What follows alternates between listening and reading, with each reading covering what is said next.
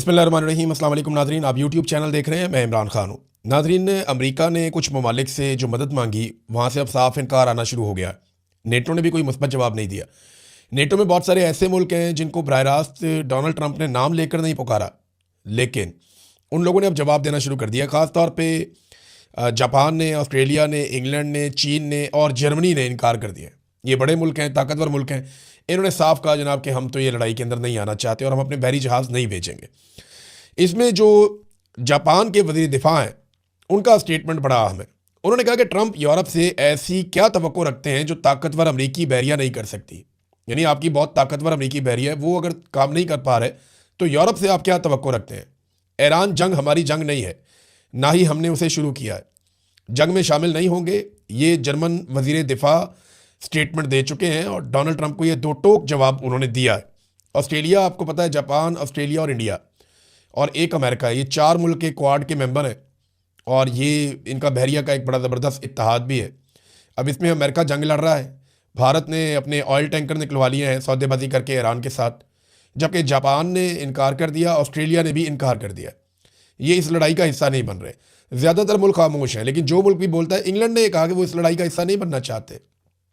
बरतानवी वज़ीर आज़म ने कहा कि ये मुश्किल सूरत हाल है और ये लड़ाई के ज़रिए से हल नहीं होगी, इसको बातचीत भी करनी पड़ेगी। और उन्होंने ये भी कहा कि तेल की कीमतों पे असरअंदाज हो रहा है मामला, महंगाई बढ़ेगी और इस सूरत हाल को हल होना चाहिए, लेकिन ये जंग आसान नहीं है, लड़ाई आसान नहीं है। फिर उन्होंने ये कहा वो इस लड़ाई का हिस्सा नहीं बनना चाहते। देखिए, बहुत सारे ममालिक का ना अमेरिका के ऊपर एतबार आहिस्ता आहिस्ता ख़त्म होता जा रहा है। डोनाल्ड ट्रंप एक आलमी किस्म की तन्हाई का शिकार हो रहे हैं जो उनकी सियासी शख्सियत को और उनके किरदार को डैमेज कर रहा है। अमेरिका में उन्हें बहुत बुरी तरह डैमेज हो रहा है। यानी अमेरिकन हमेशा से ये सोचते हैं कि वो दुनिया को लीड करें। जो भी अमेरिकन प्रेसिडेंट कहता है दुनिया पीछे चलना शुरू हो जाती है। लेकिन बड़े लंबे अरसे के बाद, बल्कि तारीख में हम पहली मरतबा देख रहे हैं, हालिया तारीख में, कि एक अमरीकी सदर है वो एक फैसला करता है, पूरी दुनिया पीछे से निकल जाती है। तो अमेरिका के अंदर भी इस बात को बहुत मायूसी से देखा जा रहा है कि डोनाल्ड ट्रंप की शख्सियत की वजह से या उनके कारनामों की वजह से आज दुनिया अमेरिका के पीछे खड़ी नहीं हो रही। और ये बात अमेरिकन बहुत माइंड करेंगे। डोनाल्ड ट्रंप पॉलिटिकली बहुत बुरी तरह अमेरिका में डैमेज हुए हैं। अब इसमें पाकिस्तान और भारत जैसे ममालिक वो खामोशी से ईरान के साथ बातचीत करके अपने तेल के टैंकर निकलवा रहे हैं। अभी एक पाकिस्तानी टैंकर निकला तेल का, ये तफसीलात मैं आपके सामने रख देता हूँ। ये ब्लूमबर्ग की एक ताज़ा रिपोर्ट है और उसमें यह बताया गया कि खाम तेल से लदा हुआ एक ऑयल टैंकर अब नए हुर्मुज़ को क्रॉस करके पाकिस्तान की तरफ रवाना हो गया। ब्लूमबर्ग ने आज पीर वाले दिन ये रिपोर्ट दी है और उसमें उन्होंने ये कहा कि जहाज़ों की नकलो हरकत को, उसके डाटा जो है उसको नोट किया जा रहा है और पाकिस्तान नेशनल शिपिंग कॉरपोरेशन के ज़ेरे कंट्रोल एक ऑयल टैंकर जिसको कराची जाना है, ये एतवार के रोज़ खतरात से भरपूर इलाकों का सफ़र करते हुए आबनाए हुर्मुज़ को अबूर कर गया। और ये अब जनाब पाकिस्तान के परचम बरदार ये टैंकर जो है ये अब पाकिस्तान की हदूद के अंदर दाखिल हो जाएगा और ये पाकिस्तान को तेल मिल गया।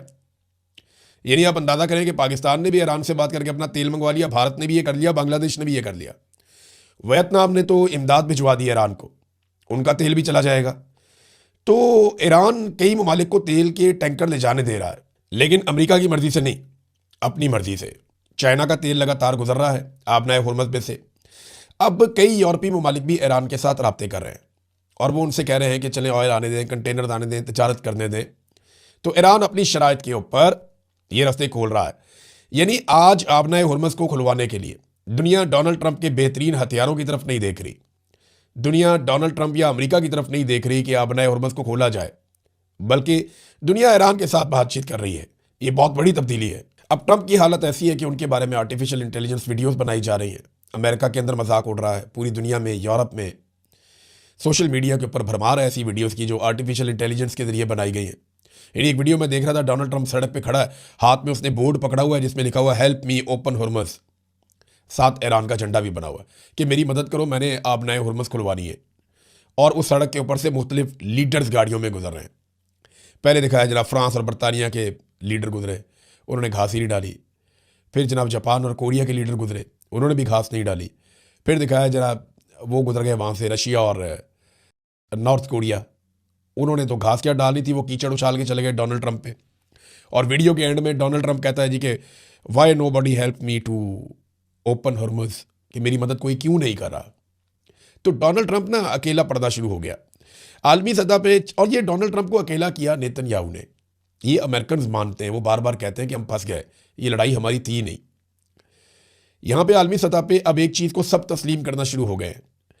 तमाम मीडिया के लोग, तमाम जितने भी तज्जियाकार हैं वो ये बात कर रहे हैं, अमेरिकन सबसे ज़्यादा ये बात कर रहे हैं कि नेतन्याहू ने डोनाल्ड ट्रंप को इस बात का यकीन दिलाया था कि जिस वक्त खामनाई को मार दिया जाएगा, यानी उसने कहा था कि खामनाई को मार दो, बाकी सब आसान हो जाएगा, अवाम खुद ही रजीम तब्दील कर देंगे ईरान के अंदर।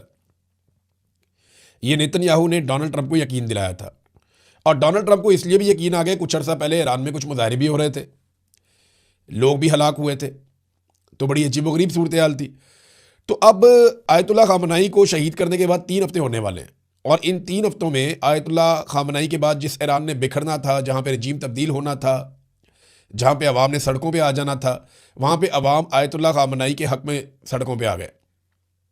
और इसके अलावा अब तक ईरान कोई 1200 से ज़्यादा मिसाइल दाग चुका है उस इंसिडेंट के बाद, और 3000 से ज़ायद, लगभग 3300 से ज़ायद ड्रोन भी ईरान ने मारे हैं पूरे रीजन में, ख़ासतौर पे इसराइल पे और अमरीकी अड्डों पे। तो जिस एक इंसिडेंट के बाद नेतन्याहू ने ये वादा किया था और दावा किया था कि खामनाई को मार दो, सब कंट्रोल में आ जाएगा, खामनाई की शहादत के बाद सब कुछ कंट्रोल से निकल गया। तो अमेरिका की और नेतन्याहू की असेसमेंट गलत थी, और नेतन्याहू ने अमेरिका को फंसा दिया एक दलदल के अंदर, जहाँ से अमेरिका ये चाहता है या तो वो बाहर आ जाए या बाकी लोग भी अमेरिका के साथ उसके अंदर फंस जाएं। अब नेतन्याहू की एक नई वीडियो आई थी, वो आपने देखी होगी, कॉफ़ी शॉप के अंदर कॉफ़ी पकड़ के, कॉफ़ी पीते हुए अपनी उंगलियां भी चेक करवा रहा है कि मेरी उंगलियां 6 नहीं है, 5 हैं। तो क्या वो वीडियो ठीक है?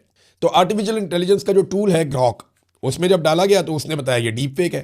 एनडीटीवी ने इसको रिपोर्ट किया है, और वो ये बताते हैं कि Israeli prime minister Netanyahu's new video under scrutiny, यानी नई वीडियो जो है वो भी स्क्रूटनी में आ गई है, और ग्रॉक ने कहा कि ये डीप फेक है। बहुत सारे लोगों ने इस तरह की और बहुत सारी वीडियोस बनाई है। तो नेतन्याहू गया किधर? कुछ लोग ये दावा करते हैं कि वो यूरोप के एक मुल्क में छुपा हुआ है, और दावे में ये कहा जाता है कि शायद जर्मनी में कहीं छुपा हुआ है। कुछ लोग ये दावा करते हैं कि वो हवाई जहाज़ के अंदर ट्रैवल करता रहता है या अमेरिका चला गया है, और कुछ सोर्सेज ये कहते हैं कि वो इसराइल के अंदर ही किसी बड़े खुफिया बंकर के अंदर मौजूद है। जबकि बाद लोगों का ये मानना है कि नेतन्याहू के घर के ऊपर जो अटैक हुआ था उसमें वो मारा गया, और कुछ इतलात ये कहती है कि वो शदीद ज़ख्मी है, उसका इलाज चल रहा है। अब आप कुछ कह नहीं सकते कि बेंजामिन नेतन्याहू गया कहाँ पे, लेकिन जो वीडियोस उसकी मंजरेआम पे आ रही हैं, उन वीडियोस पे ये इल्ज़ाम लगाया जाता है कि ये तमाम वीडियोस आर्टिफिशियल इंटेलिजेंस की हैं, ये वीडियोस ठीक नहीं है। ईरान ने नादरीन एक वार्निंग जारी की है, और ईरान ने यह बताया कि अमरीकी तैयारा बरदार जो जहाज़ हैं, ये मैं अभी आपको बताता हूँ कि जो तैयारा बरदार जहाज़ हैं या जो बहरी बेड़े थे अमेरिका के, इनकी अहमियत कम हुई है या बढ़ गई है दुनिया में। बहुत सारे हथियार ऑब्सलीट हो जाते हैं ना, यानी वो हथियार माजी में बड़े कारआमद थे और आज के दौर में नाकारा हो जाते हैं, क्योंकि उनके मुकाबले में ऐसी चीज़ें बन गई हैं कि जहाँ पे वो हथियार सिर्फ बोझ बनकर रह जाते हैं। तो ईरान ने कहा कि अमरीकी तैयारा बरदार बेड़ा जो है उसको मदद फराम करने वाली ज़मीनी जितनी भी फैसिलिटीज़ हैं या तनसीबात हैं, उनको अब हम निशाना बनाएंगे। और ये जो तैयारा बरदार बेड़ा है, इसका नाम है USS जेरल्ड आर फोर्ड। इससे मुतालिक ईरान ने आइडेंटिफाई किया है कुछ अरब मुल्कों में तनसीबात हैं जो इसको फैसिलिटेट कर रही है, और वो कहते हैं कम्युनिकेशन में हो सकता है, रेडार में हो सकता है, हथियारों के इस्तेमाल में हो सकता है, कमांड एंड कंट्रोल सेंटर हो सकता है, या वहाँ पे इसकी रीफ्यूलिंग वगैरह की चीज़ें हो सकती हैं। लेकिन जो भी है वो कहते हैं जी हम उसको निशाना बनाएंगे, और पहले से उन्होंने खबरदार किया कि वो ये करने जा रहे हैं। नाज़रीन, ईरानी वज़ीर ख़ारजा ने पाकिस्तान का शुक्रिया अदा किया है, ये इंपॉर्टेंट है।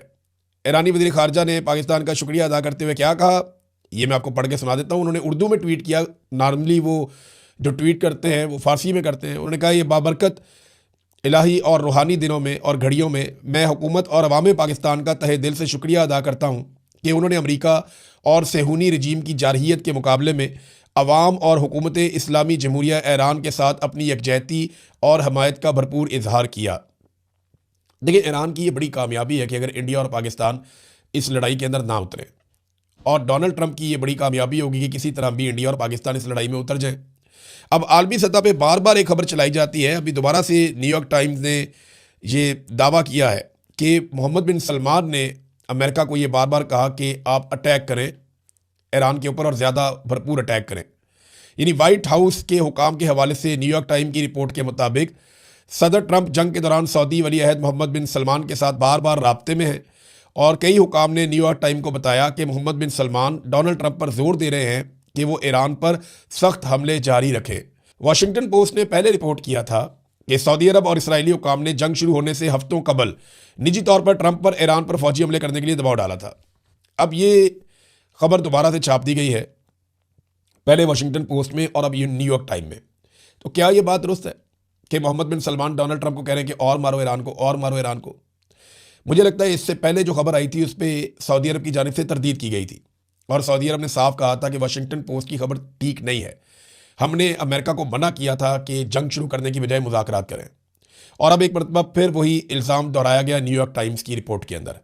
तो ये तो मोहम्मद बिन सलमान और उनकी टीम जो है वो बता सकते हैं, उन्होंने पहले तरदीद की है और हो सकता है वो इसकी भी तरदीद करें कि जंग होने के बाद से लेकर अब तक हमने नहीं कहा कि ईरान को बार बार मारो। लेकिन देखिए, ये अमेरिकन मीडिया हिस्सा होता है लड़ाई का, एक मीडिया वॉर भी साथ साथ चलती है। मैंने आपसे पहले कहा था कि जब जंग हो जाए तो पहला कत्ल सच का हो जाता है। अब अमेरिका की पूरी ख्वाहिश है कि दुनिया के कुछ और मुल्क ईरान के साथ जंग में उतर जाएं। अमेरिका ने पूरी कोशिश की कि अरब ममालिक इस लड़ाई में उतर जाएं। एक वक्त ऐसा आया कि माहौल इतना सख्त कर दिया गया कि पाकिस्तान को तलब कर लिया गया, लेकिन अरब ममालिक बड़ी समझदारी से इस जंग में अभी तक नहीं उतरे। फिर अमेरिका ने कोशिश की कि चंद खास ममालिक को बुलाकर इस जंग में उतारा जाए, उन्होंने भी इनकार कर दिया। फिर अमेरिका ने नेटो को धमकियां देना शुरू कर दी कि वो इस जंग के उतर जाए। अमेरिका को बाजू चाहिए, बहुत सारी मदद चाहिए कि वो इस जंग में साथ अमेरिका के मिलकर लड़े, ताकि उनकी इखलाकी और एक बर्तरी साबित हो जाए ना कि जनाब अमेरिका नहीं लड़ रहा, पूरी दुनिया की ये लड़ाई है। अमेरिका इसको पूरी दुनिया की लड़ाई बनाना चाहता है, लेकिन पूरी दुनिया इस लड़ाई से गुरेज करना चाहती है। पाकिस्तान ने ईरान से जो मुतालबा किया था ना, जब बातचीत हुई थी ईरानी सदर के साथ शहबाज शरीफ की, तो पाकिस्तान ने एक तो देखे अमेरिका की जो पेशकश है जंगबंदी की वो भी की गई थी, लेकिन वो ईरान ने, आपको पता है उनकी शराइत है, वो ये कहते हैं जनाब 3 शराइत उनकी बड़ी इंपॉर्टेंट है। एक, वो कहते हैं हमारे नुकसान का अजाला किया जाए। नंबर 2, वो ये कहते हैं कि हमें हमारे जायज़ हकूक़ दिए जाएँ। और नंबर 3, वो ये कहते हैं कि आइंदा के लिए गारंटी दी जाए कि ईरान पे कोई अटैक नहीं होगा। तो पाकिस्तान ने ईरान से जो अहम बात की वो ये है कि सऊदी अरब के ऊपर आप अटैक ना करें, हम उनके साथ एक दिफाई मुआहदे में। तो इस पे ईरान ने कहा जी हम सऊदी अरब के ऊपर बिल्कुल अटैक नहीं करेंगे अगर सऊदी अरब की सरजमीन से हमारे ऊपर अटैक नहीं होगा तो। उसके बाद सऊदी अरब ये कह रहा है कि हम कोई अटैक नहीं होने दे रहे। अब ईरान की जानिब से ये स्टेटमेंट आया बार बार कि हम क्यों सऊदी अरब पर अटैक करेंगे, हमने तो पाकिस्तान को कह दिया था कि सऊदी सरजमीन से हमारे पे अटैक नहीं होगा तो हम सऊदी अरब पे अटैक नहीं करेंगे। अब ये जो हमले सऊदी अरब में कुछ ऐसी जगहों पे हो रहे हैं जो फौजी तनसीबात नहीं है, वो ईरान कहता है जी हम नहीं कर रहे, वो हमले कोई और कर रहा है। और सऊदी अरब को ईरान ने ये ऑफर किया कि आप इसकी इंक्वायरी करवा लें, आप इसकी तहकीकात करवाएं और पता करें कि ये मिसाइल और बम आ के इधर से रहे हैं, हम ये बिल्कुल नहीं मार रहे। ये बात ईरान ने साफ की है।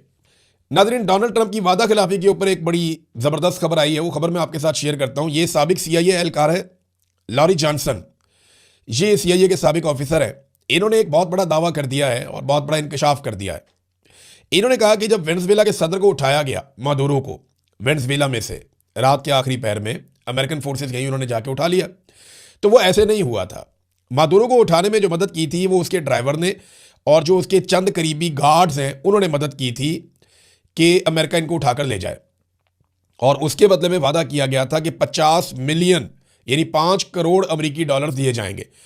अब ये वाकया जब हो गया, जब ड्राइवर ने भी मदद कर दी और गार्ड्स ने भी मदद कर दी, तो उसके बाद डोनाल्ड ट्रंप और उनकी हुकूमत मुकर गई और उन्होंने किसी किस्म की इनामी रकम नहीं दी।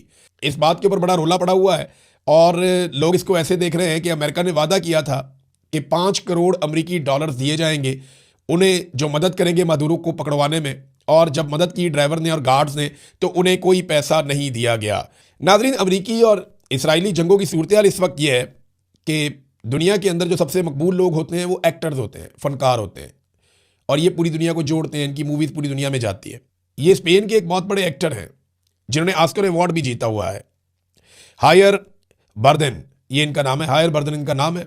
और इन्होंने जब ऑस्कर अवार्ड की तकरीब हो रही थी, भारतीय फनकारा प्रियंका चोपड़ा इनके साथ खड़ी थी, वो ज़रा अनकंफर्टेबल भी हो गई कि ये इन्होंने क्या बात की है, तो ये अपने सीने के ऊपर एक बैज लगाकर आ गए जिस पे लिखा था नो टू वॉर। वहाँ पे एक नारा लगाया ये हायर बर्दम ने, उसने कहा नो टू वॉर और फ्री फ़लस्तीन। इसके ऊपर पूरा हॉल जो है वो तालियों से और शोर से गूंज उठा। यानी ऑस्कर अवार्ड जहाँ पे सारी दुनिया की जो अदाकारों की क्रीम है वो इकट्ठी होती है, ये 98th अवार्ड्स हैं जो हो रहे हैं, 2 साल के बाद जो 100 हो जाएंगे पूरे, तो वहाँ पे जितना शोर मचा है इसका मतलब ये है कि पूरी दुनिया की जो फनकार बरादरी है या जो लोग प्रोडक्शन की दुनिया में रहते हैं, वो सारे इस बात में बिलीव करते हैं कि फ़लस्तीन को आज़ाद किया जाए और जंग बंद की जाए। तो जंग के खिलाफ जो है पूरी दुनिया एक तरफ इकट्ठी हो रही है। नाज़रीन, ईरान की जानिब से एक बड़ा इंटरेस्टिंग स्टेटमेंट भी आया। ईरानी हुकूमत ने यह कहा कि डोनाल्ड ट्रंप 2 हफ्तों में हमें 9 मरतबा शिकस्त दे चुका है। वो बार बार कहता है कि ईरान को शिकस्त हो चुकी है, वो तबाह बर्बाद हो चुका है, और बाद में कहता है कि बाकी दुनिया आए और आकर हमारी मदद करे। यानी अगर ईरान को शिकस्त हो गई है, वो तबाह बर्बाद हो गया है, तो फिर आप आबनाए हुर्मत को खोलें और दुनिया को नॉर्मलाइज करें। फिर आपको नेटो की, दुनिया के ताकतवर ममालिक की, उनकी बहरिया की ज़रूरत क्यों है? देखिए, अमेरिकन जो असलहा है वो अब उतना कारामद नहीं है जितना माजी में था। दुनिया में जंग के अतवार बदल गए हैं, तरीक़ाकार और स्ट्रेटजीज बदल गई हैं, और अब और तरह के हथियार कारामद हैं। ईरान ने इसको साबित किया, इससे पहले अज़रबैजान ने इसको साबित किया। रशिया और यूक्रेन की जो लड़ाई चल रही है उसमें ये बात साबित हो रही है। और ये जो बहरी बेड़े जिनके ऊपर बहुत सारे तैयारे और जंगी तैयारे हुआ करते थे, ये माजी में बहुत ताकतवर होते थे, लेकिन अभी इन्हें कोई खातर में नहीं ला रहा। अमेरिका जिन बेड़ों को डराने के लिए इस्तेमाल करता था, आगे बढ़ाता था, अब उन्हें पीछे हटा रहा है कि ये तबाही ना हो जाए। ये एक बोझ बन गए हैं कि अगर इन्हें कुछ हो गया तो हमारा बहुत बड़ा नुकसान हो जाएगा। बिलियंस ऑफ डॉलर्स इनके अंदर इन्वेस्ट हुए हैं। तो ये अब अमेरिकन हथियारों के ऊपर भी दुनिया को वो एतबार नहीं रहा। महातीर मोहम्मद का एक बड़ा शानदार एक इंटरव्यू है, उसका एक हिस्सा मैं आपको सुनाऊंगा नेक्स्ट वीलॉग में, क्योंकि टाइम बहुत ज़्यादा हो गया है। तो अब तक के लिए इतना ही। अपना ख्याल रखिएगा, अपने इस चैनल का भी। अल्लाह हाफिज़।